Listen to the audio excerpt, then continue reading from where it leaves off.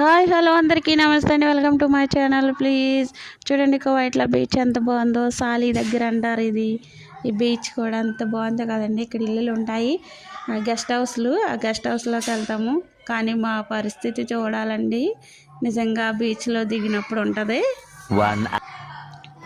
మాడి బొగ్గి మొసైపోవాల్సిందే, అలా ఉంటుంది మా పరిస్థితి. ఎండలో మరిగి మరిగి ఆ ఉప్పు నీటికి వాటికి ఆ పిల్లలు ఎలా తిరుగుతారో కానీ మా పరిస్థితి అయితే మట్టుకి చాలా దారుణం అండి. నిజంగా అలాంటి పరిస్థితి ఎవరికి రాకూడదు అనిపించద్ది.